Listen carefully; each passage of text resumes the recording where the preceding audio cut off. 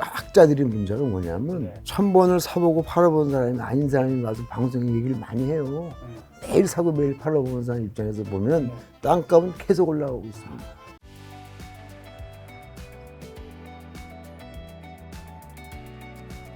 제가 책의 프로필 보니까 원장님이 이제 부동산 경매 경력이 37년이신데, 그만큼 이제 지금 선글라스도 그 포스가 느껴지는데, 시청자분들이 오늘 좀 더 신뢰할 수 있는 이야기를 좀 전파하기 위해서 아무래도 좀 눈을 보고 또 이야기하는 게 좀 더 신뢰성이 있잖아요. 그렇죠. 선글라스 벗고 좀 진행해도 괜찮을까요? 예, 이거 제가 네. 현장에서 계속 쓰고 있는 거라 임장 다닐 때. 예, 친숙하라고 쓰고 나왔고 네. 사실 글씨 좀 봐야 되기 때문에 이거 벗어야 맞습니다. 네.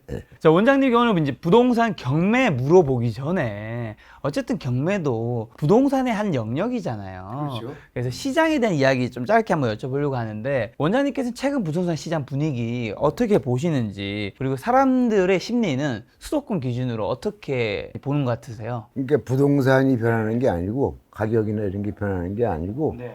사람의 심리가 변하는 것 같아요. 이 부동산은 딴 거랑 틀려서 그렇게 급격하게 변하고 그러지 않습니다. 근데 사람의 심리가 막 뭐 하나가 생기면서 올릴 거야 그래서 막 그쪽으로 집중하거나 요동시죠. 예, 그것이 오히려 영향을 주지 부동산은 가만히 있습니다. 그럼 지금 사람들이 심리는 어떤 상황인지? 심리는 지금 반등한다고 생각하고 일부 구매세가 좀 늘어나고 있어요. 근데 이제 저는 아파트 같은 건 그렇게 관심은 없어요, 사실. 토지를 많이 하는 편이고. 그래서 보면 이것이 아파트는 저 시골도 막 몇십 대 1 요새 청약이 되고 있고, 세종시 같은 데뭐 1600대 1 이렇게 올라가고 있는데, 이것도 심리전이죠, 뭐 심리. 어쨌든 사람들의 심리는 지금 반등한다고 생각하는 사람이 비율이 좀 많죠. 늘어나고 있다라는 건데, 작년만 해도 집값이 이제 하락한다고 얘기하는 전문가들이 정말 압도적으로 많았거든요. 그렇죠. 올해 1분기 때만 해도 여전히 많았고요. 근데 2분기 때부터 여전히 하락한다고 얘기하시는 분도 있지만, 이제 이거는 진짜 반등이라고 얘기하시는 분이 굉장히 좀 팽팽해지고 있더라고요. 집값 바닥 찍고 오르고 있지만 데드캣 바운스라고 하시는 분도 있고, 진짜 반등이라고 하시는 분도 있는데, 어떻게 보세요? 거기 나와서 하는 분들이 대부분 틀리잖아요, 말이. 나도 말하면 틀리는데, 예측이 왜 재밌냐면 예측하는 순간에 미래가 바뀌어요. 내비게이션 타고 가다 보면 다 찍고 가잖아요. 그러면 가보면 거기로 다 몰리잖아요. 그러니까 미래를 예측하는 순간 틀립니다. 그래도 우리가 이제 전문가분들 이야기를 듣는 거는 그래도 조금이라도 도움을 받고 싶은 거잖아요. 네, 근데 이게 무조건 이 부동산은요, 돈을 가만히 갖고 있으면 손해잖아요. 그렇죠. 물 같으잖아요. 세버리고 말거든요. 무조건 부동산 투자는 나쁜 때라도 하는 게 좋습니다. 나쁜 데도 하는 게 좋다. 왜냐하면 아무 통계를 보시면 아시겠지만 올라가는 시기는 길고 올라가다가 머물러요, 이렇게. 그러다가 떨어지는 시간은 짧아요. 그러니까 무조건 투자하시면 돼요. 때를 너무 가릴 필요가 없습니다. 오르는 시기가 더 많고 떨어지는 시기는 그만큼 짧아서 이제 아무래도 뭐 집값이 올랐을 때라도 지금 투자해서 뭐 내년은 손해일지 몰라도 시간이 지나 보면 플러스라는 건데, 그 부분에서 많은 분들이 요즘에는 사실 2020년부터 인구 감소가 시작됐잖아요. 이 후폭풍이 10년 뒤쯤에 2030년대부터는 우리나라 집값도 그렇게 옛날처럼 우상향하는 그림이 아닐 수 있다 이렇게 막 걱정 많이 하잖아요. 그렇죠. 근데 이제 그 아기를 출산을 많이 해서 그 인구가 다시 5천만이 넘고 그러는 걸 기대하는 것보다는 무슨 정책을 보니까 어저께 그 법무부 장관 그분이 발표했듯이 외국에서 많은 수재, 인재를 많이 우리가 역수입해서 그분들을 이미 계획을 세워놓고 있어요. 그래서 그렇게 인구가 절벽이 되지는 않을 겁니다. 제가 볼 때는. 많은 분들이 인구든 다른 요소로 집값에 대한 좀 장기적인 거에 대해서 걱정이 있지만, 또 다른 외국인들로 아마 그런 정책을 세게 쓸 걸로 알고 있습니다. 알겠습니다. 그러면 이제 부동산 경매로 이제 본격적으로 좀 들어가서, 원장님이 정확히 언제부터 부동산 경매를 일단 시작하셨나요? 1985년이죠. 85년 제가 1회 공인중개사니까. 1회요? 예. 공인중개사 1회 자격증 가지고 계신 거예요? 예, 그렇죠. 그러니까 그때부터 했다고 봐야 돼요. 아니 근데 1회란 뜻은 0에 마이너스 1회는 없는 거잖아요. 어떻게 처음 생기는 공인중개사 자격증을 따실 생각을 하셨어요? 그때 상당히 흥미가 있었어요. 그때 당시는 그거가 되면 변호사보다도 더 좋은 직업이 된다라고 막 얘기를 해가지고 그때 공부를 많이 했습니다. 그러면 이제 시드머니 어느 정도로 시작하셔서 지금의 자산 어느 정도까지 만들었는지 뭐 자세하게 얘기하실 수 없을 테니까요. 공개하실 수 있는 아니 데까지. 자세하게 얘기할 수 있어요. 아 정말로? 그럼 일단 시드머니는 어느 정도 시작하셨어요? 돈은 필요가 없어요. 전 0에서 시작했고 네네. 또 누구든지 대부분 0에서 시작하죠. 네. 없다가 생긴 거니까 다 네, 0이죠 처음에는. 네. 저는 없었어요 돈이. 없어가지고 약간의 그 아는 분한테 좀 꼬서 보증금을 냈어요 처음에. 그렇게 해서 시작했죠. 그럼 이제 그때 1985년에 경매를 시작한 이후 지금 어느 정도 혹시 자산을 만드셨는지. 전 자산은 사실 잘 모르겠고요. 땅이요? 땅이 한 수십 개 있어요. 가격을 꼭 따지기 힘든 게 얼마에 팔지 잘 모르니까. 네. 그 정도 하고 그다음에 회원들이 투자하는 게 있잖아요. 그게 이제 계속 팔지만 팔아도 계속 남아있는 자산이 몇천억 정도 항상 있어가지고 그건 한쪽으로는 사고 한쪽으로는 팔고 있어요. 그걸 제가 관리를 하고 있으니까. 그래도 내 재산이 아니라 회원들의 그렇죠. 재산이. 수천억은 이제 개인 재산은 아니시고 회원들 땅만 있으세요? 아니 거의 대부분 뭐 땅이지만 건물이라든가 한 20%는 건물. 20%는 건물이에요. 예, 수십 채 있죠 건물.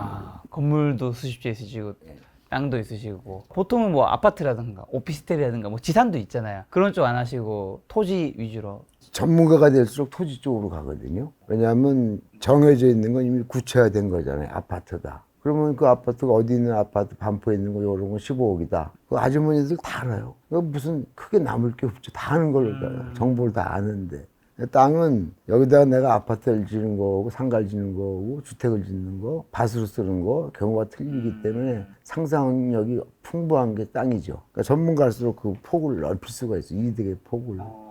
그러니까 당연히 전문가가 될수록 집 쪽으로는 안 오고 구체화된 것보다는 아무것도 그려져 있는 백지 노트를 좋아하죠. 토지 쪽이 확실히 아웃풋이 크다. 엄청 크죠. 다 차이가 안 됩니다. 알겠습니다. 좀 더 자세히 좀 더 여쭤보도록 하고요.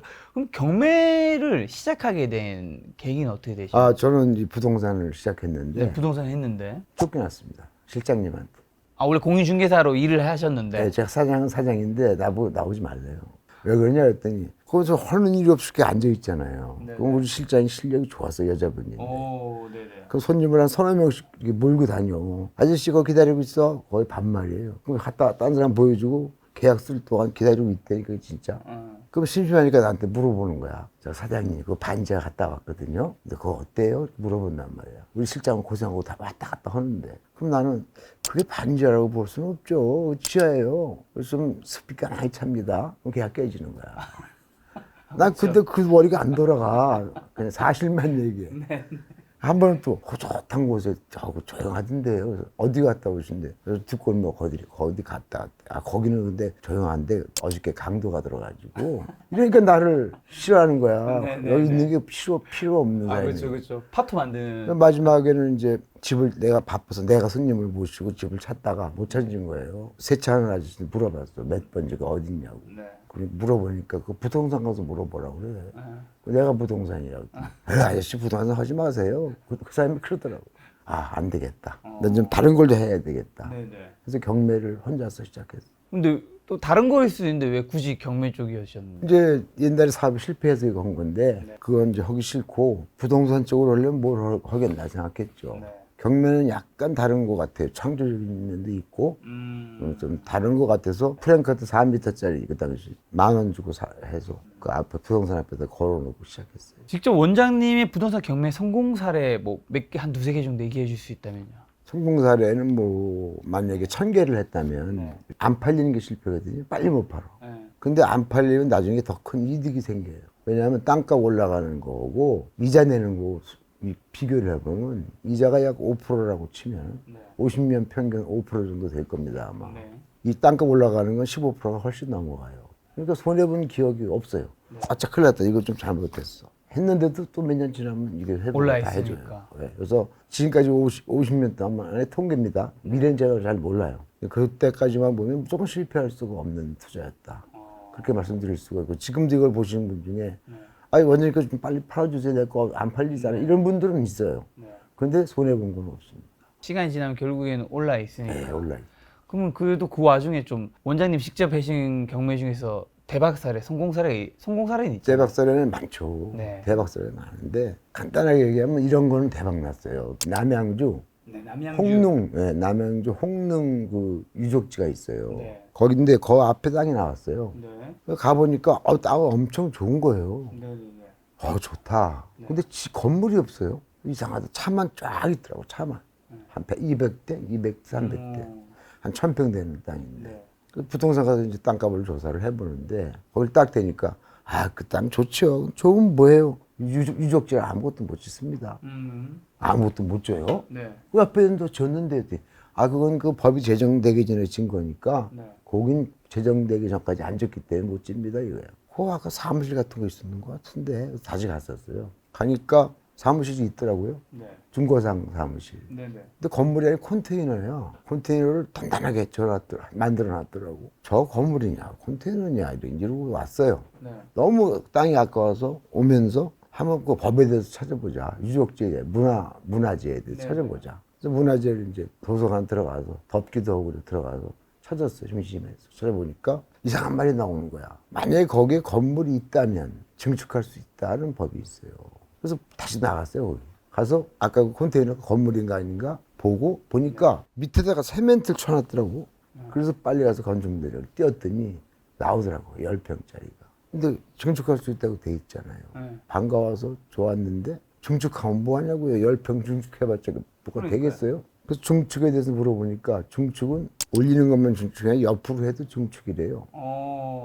그때부터 이제 그 건축회사에 찾아가서 이거를 어떻게 넓힐 수 있겠느냐. 근데 이게 재수 좋게 땅이 이만하다면 이게 4필지거든요. 4필지인데 이 10평이 중간에 딱 차지하고 있어요. 두 필지를 같이 먹고 있어요. 이게. 그거면 엄청나게 크게 질 수 있겠더라고요. 그래서 그때부터 공무원 오고 녹음 틀어놓고 증축에 대해서 토론을 했어요. 녹음을 틀어놓고요? 왜요? 나중에 공무원 얘기가 증거가 되기를 하고. 그래서 우리가 900평 정도까지 질 수가 있더라고요. 그걸 해놓고 건축허가를 딱 집어넣은 거야. 대박 난 거죠. 건축허가 있으면 땅이 된 거예요. 세계 유네스코 거기에 등재된 그게 유적지예요. 세계적으로 지탄을 받게 되거든요. 그래서 우리 땅을 국가가 105억에 바로 사갔어요. 105억이요? 네, 우리가 질까 봐. 지금 큰일 나잖아. 아니, 얼마를 주고 사셨는데? 40억 주고 샀어요. 40억 주고 네. 105억이요? 네. 시간은요? 한 1년 반 걸렸습니다. 1년 반 만에요? 네. 그 액수가 대박이 아니라 우리 직원들의 노력과 그 놀라운 창의력이 그걸 얘기하고 싶은 거죠. 돈은 두 번째고. 이거 세금 어느 정도나 나가죠? 그때 그 당시 이게 세금이 얼마 안 냈어요. 아니, 지금 65억이 차익이고 차익 대비 기간 너무 짧은데요? 아니요. 그때 공동 투자가 200명 정도 했거든요. 200명이. 1인당 돈을 나눠야 돼요. 그럼 5천만 원 정도 남았거든요. 그 예를 들어서 기억은 잘 안 나는데 5천만 원 남았다고 치면은 한 15% 되죠. 그게 많을수록 많이 되잖아요. 그렇죠. 근데 이건 200명으로 나눠버리니까 1인당 5천만 원이라고 가정을 하면 한 15%낸 거예요. 분산, 이제 공동 투자가 그 장점이에요. 소액 가지고 그냥 했다가 플러스는 한 15% 내면 되니까. 공동 투자의 혹시 단점은 뭔가요? 단점은 의견이 안 맞으니까 배가 산으로 가죠. 그래서 그 정관만 잘 정해놓고 경우 수를 다 해서 이렇게 한다. 규칙을 정해놓고 하면은 문제가 없죠. 처음부터 계약서에 이거를 어떻게 사서 언제 팔지 정확하게 해놓으면 과반수 이상이면 무조건 하기로 한다. 뭐 그런 식으로 하는 거죠. 그리고 보니까 예전에 감정가의 958% 입찰하고 1000배 이상의 수익을 올리신 적도 있다고. 그거는 이제 그건 저 개인적으로 잘해서. 감정가의 958% 입찰한 거면 굉장히 비싸게 입찰했다는 뜻 아닌가요? 맞죠. 예. 그러니까 이제 그게 5천만 원에 나온 거예요. 그래서 우리 이제 제가 학원 시작한 지가 얼마 안 돼가지고 투자 받는 사람들이 3명 들어왔어요. 3명. 요새는 많이 들어오는데 그때는 3명 들어왔어요. 그 사람들하고 같이 나오고 한 거예요. 투자를. 어디예요? 그거는 이제 일산. 일산. 예, 그 지금 제일 높은 아파트가 들어서는 곳인데요. 그건 지명을 정확히 말씀드리면 그 아파트 분들도 많고. 일산 어쨌든. 네, 거기서 5천만 원을 투자하라고 경매지에 나온 거예요. 그거 제가 그걸 5억 3,800, 잘 기억이 안 나는데 하여튼 5억 정도 썼어요. 왜요? 5천만짜리인데? 네, 대박이 날 것 같아서 2등은 싫잖아. 1등 해야 되잖아요. 아니, 근데 그 당시 그러면 2등은 어느 정도 금액을 썼는데? 2억 5천. 2억 5천이요? 네. 근데 5억을 쓰셨다고요? 2억 5천 쓴 사람이 시공사 할 사람이더라고. 자, 그러면 이제 그 5천짜리를 5억이나 쓴 이유가 있을 거잖아요. 예. 아니 1등 하려고. 그러니까 그만큼의 수익이 있을 거라 생각이 있으니까 쓰셨을 거잖아요. 그래서 한 보름을 조사했는데 이건 아파트다 분명히. 그 폭이 3m, 폭이 길이가 270m더라고요. 네. 남들은 그지같이 본 거지 무슨 새끼줄 모양 같잖아요. 그렇죠. 나는 이거 없으면 절대 개발은 안 되겠고 날 찾아오겠구나. 못하죠. 예. 이걸 무조건 사야죠. 네, 근데 다른 사람들을 만나서 물어보니까 그러다 그 사람이 변경하거나 다른 수를 쓰거나 기분 나빠서 딴 데로 가면 어떡하냐 뭐 이런 걱정들을 많이 했죠. 다른 사람들. 그러니까 그럼 그 돈 날리는 거지. 날린다고 생각하죠. 네. 근데 부동산을 좀 알면 그 날릴 수가 없죠. 이미 작업이 다 들어갔는데 이 땅값이 2천억, 3천억 들어가 있는데요. 그 상태에서. 아, 이미 그 땅을 좀 사놓은 상태고. 그걸 내가 딴 사람들도 느꼈으니까 15명이 들어왔죠. 네네. 그러니까 감들은 다 잡았어. 많이 써봤자 1억이야. 난 5억 썼고. 그래서 그 동네에 제일 많이 받은 사람이 평당 3천만 원 받았어요. 제가 214평 샀습니다. 214평에 평당 3천. 곱한 금액에 5억을 빼면 남는 수익이 뜨겠네요. 아니 5억이 아닙니다. 그럼요. 저는 500만 원 냈습니다. 500만 냈다고요? 보증금 냈잖아요. 보증은 내야죠. 나머지는 내 돈은 130만 원이에요. 4명이 들어갔으니까. 그러니까 130만 원을 투자한 거지. 네. 그리고 내가 잔금 낸다니까 내지 말래. 나도 그분이 땅을 살 분이. 예, 전문가라면서 전문가님 해도 잔금도 내지 마세요. 왜? 잔금 내면 불안하거든. 내가 갖고 또 안 판다 그럴까. 그러니까 잔금도 자기들이 다 내주고. 그래서 난 돈을 투자한 건 125만 원이니까 하여튼 그거 투자하고 받은 건 그렇게 받고 그렇게. 아, 그럼 궁금한 거는 그 시공사, 그 땅을 꼭 사야 됐던 그분은 그 경매 그 땅을 왜 안 샀는데요? 2억 5천 주고 들어왔다니까. 아, 그분이 2억 5천, 그분이 2억 5천, 그분. 2등 한 분이 1등 걸 산 거네요. 그렇죠. 그분도 많이 썼다고 생각하고 옛날 또랑이에요. 네, 물 네, 흘러가는 거. 그러니까 네. 이런 거 누가 사겠나 했는데 네. 그래도 혹시 모르니까 많이 썼는데 아. 나 그런 사람이 올까 봐 내가 많이 쓴 거니까. 누군가 올 것 같아. 그렇게 해서 큰 수익을 보셨던. 이런 건 좀 가려서 해야지. 학원에서 이거 강의하잖아요. 긴 땅만 보고 댕기는 이렇게 어디 그런 땅 없나? 없나요? 그런 땅은 흔하진 않죠. 어딘지 숨어 있는데 네. 우리의 상상력이 부족한 것뿐이에요. 다 있는데 거의. 자, 그러면 이제 부동산 경매는 부동산 일반적으로 하시는 분들의 투자와 좀 뭐가 다른가요? 그러니까 이제 이렇게 찾는 재미가 있잖아요. 그렇죠, 그렇죠. 일반 부동산은 이거 얼마 있으면 팔아주세요 갖고 와 이미 정해주고 나한테 갖고 오라는 거잖아. 근데 연구할 게 없어요. 나한테 부탁한 건 다 좋은 거야. 이게 얼마나 창의성이 없습니까? 재미도 없고 나한테 그게 안 맞더라고. 나는 그 수많은 수천 개의 물건을 한 달에 수천 개 나오잖아요 경매. 나한테 취향에 맞는 걸 내가 고를 수 있는 권리가 생겼고 두 번째는 이 물건의 가치를 누가 감정했냐면 감정사가 감정을 했잖아요. 감정사는 절대 예측하면 안 돼요. 진짜 감옥 가는 수가 있어. 남의 재산을 예측해? 말도 안 되거든요. 그러니까 과거 거에 팔린 거 가지고 놓고 금액을 써주는 게 감정사가 할 일이에요. 소유자가 낼 때는 공항 들어와 여기 철도 들어와 다 알고 500만 원 받아줘요 평당 이렇게 되는 건데 감정사는 미래를 쓸 수 없으니 작년 거 아니면 어제 걸 써줘야 된단 말이야. 여기서 차이가 엄청나죠. 이걸 내가 안단 말이야. 미래를 난 알잖아요. 그러니까 난 감정사가 싸게 쓴 걸 가지고 내 마음대로 받을 수가 있는 거죠. 부동산 경매는 굉장히 그런 차이가 많이 나기 때문에 그만큼 내가 얻을 수 있는 수익도 아마 크다라는 것 같은데 그럼 지금 어쨌든 과거 지금 몇 년 전 대비해서는 부동산 시장이 어쨌든 좀 하락하는 상황인 거잖아요. 그렇지 않다니까요. 계속 올라간다니까요. 일반 부동산 학자들이 문제가 뭐냐면 1000번을 사보고 팔아본 사람이 아닌 사람이 와서 방송에 얘기를 많이 해요. 매일 사고 매일 팔아보는 사람 입장에서 보면 땅값은 계속 올라가고 있습니다.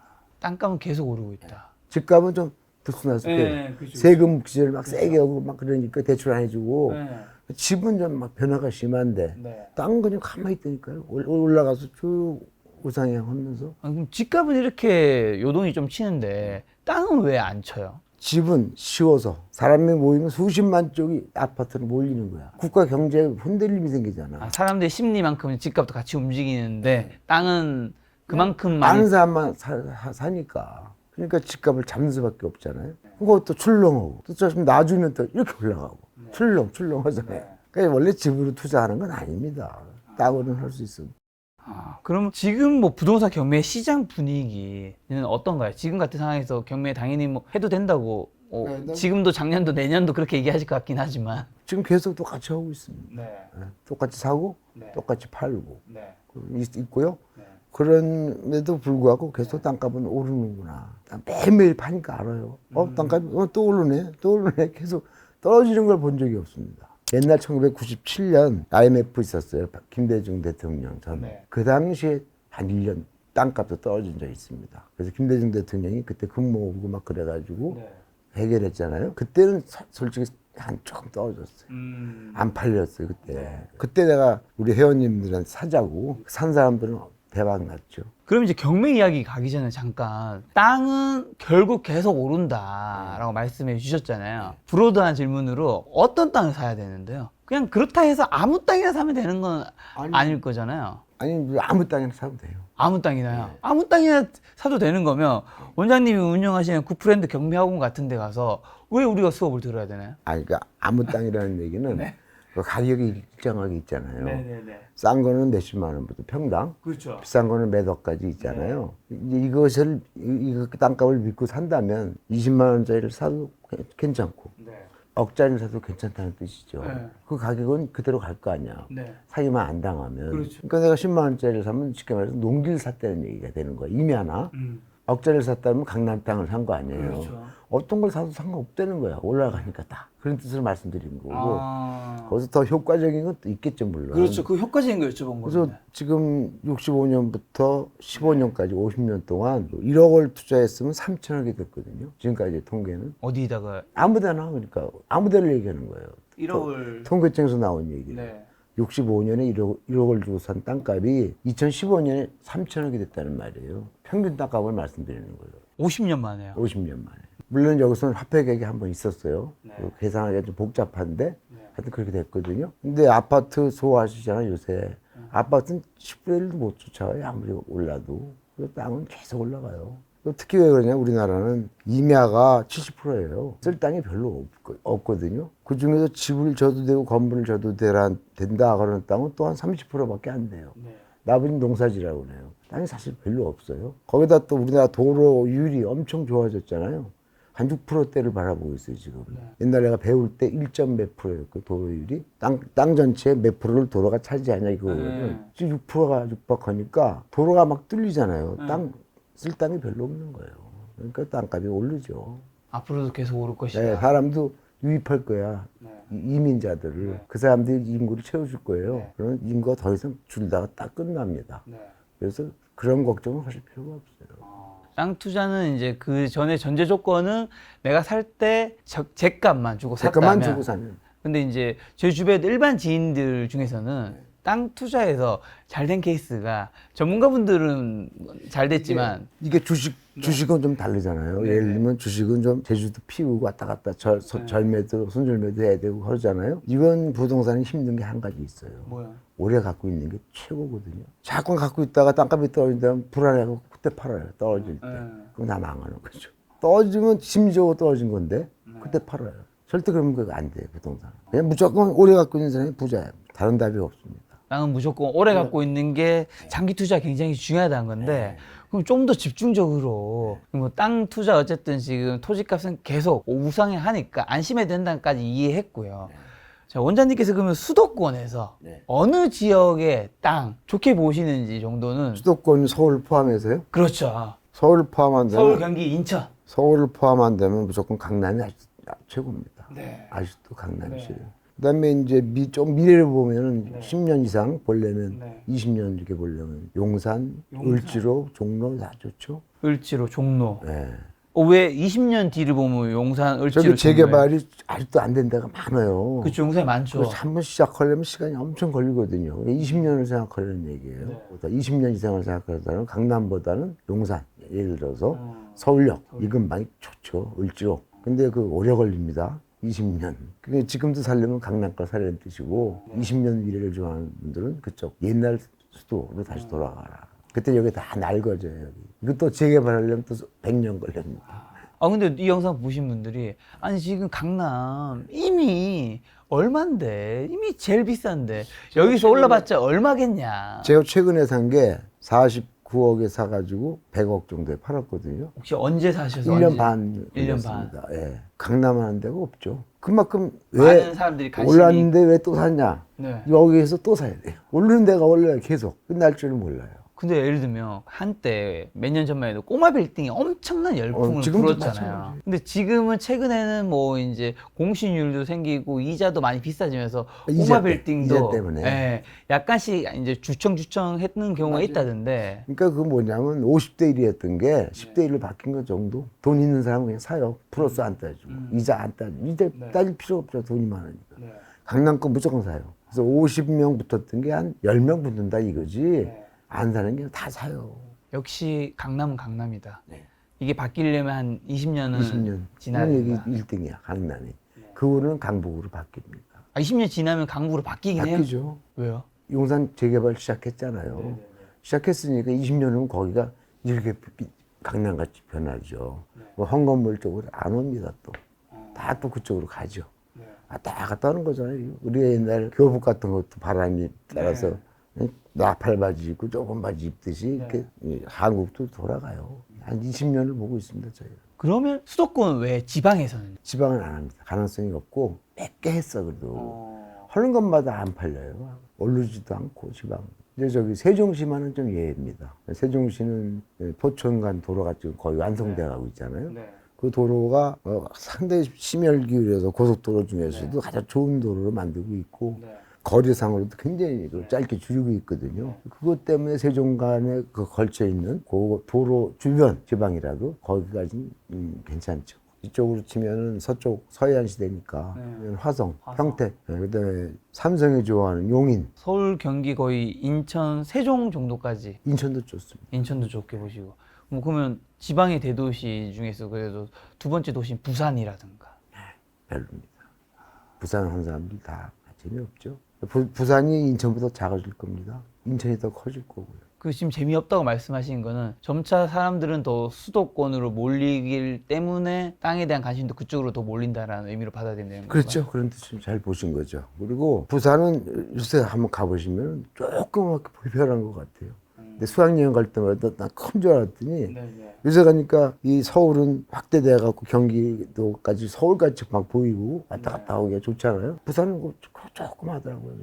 그래서 그쪽으로는 가시면 안 좋습니다.